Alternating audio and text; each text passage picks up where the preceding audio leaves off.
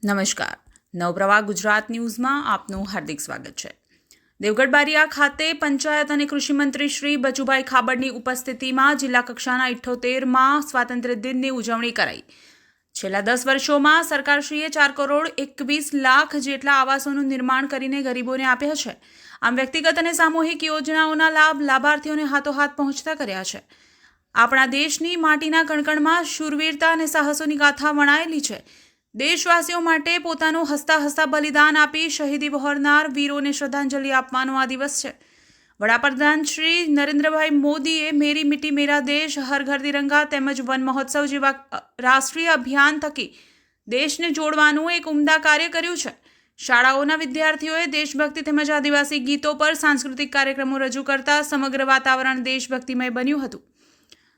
પંચાયત અને કૃષિ મંત્રી શ્રી બચુભાઈ ખાબડના હસ્તે જિલ્લા કલેક્ટર શ્રી યોગેશ નિરગુડેને વિકાસ કાર્યો માટે ચેક એનાયત કરાયો.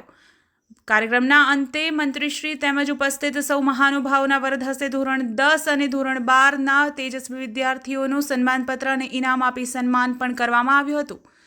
કાર્યક્રમ દરમિયાન મહાનુભાવોના હસ્તે રમતગમત સંકુલના પટાંગણમાં વૃક્ષારોપણ કરવામાં આવ્યું હતું. નવપ્રવાહ ગુજરાત ન્યૂઝ, દાહોદ.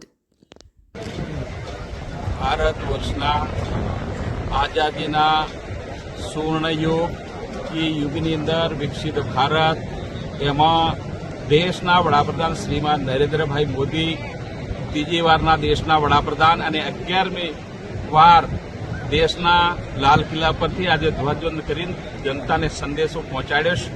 અમારું ગુજરાત પણ 1947થી માંડીને ગુજરાતના 33 જિલ્લાઓની અંદર આ સ્વતંત્ર પર્વ ઉજવી રહી છે. એના ભાગરૂપે આજે મારા જન્મના જિલ્લા દાહોદ જિલ્લાની અંદર અને મારા મત વિસ્તાર દેવગઢ બારિયાની અંદર જિલ્લા કક્ષાનો 15મી ઓગસ્ટનો સ્વતંત્ર પર્વનો કાર્યક્રમ આજે ઉજવી રહ્યા છે. પ્રસંગે ઉપસ્થિત અમારા લોકપ્રિય સાંસદ શ્રીમાન જસવંતસિંહ ભાભોરજી, અમારા જિલ્લા પંચાયતના પ્રમુખ શ્રી ડામોરજી, ગરબાડાના ધારાસભ્ય માન્ય ભાભોર સાહેબ, વહીવટી તંત્રના તમામ અધિકારીગણ, સ્વૈચ્છિક સંસ્થાઓ, નગરજનો, ગામડામાંથી આવેલા તમામ આગેવાનો, વડીલોની આગેવાની અંદર આજે આ પર્વ અમે ઉજવીએ છીએ.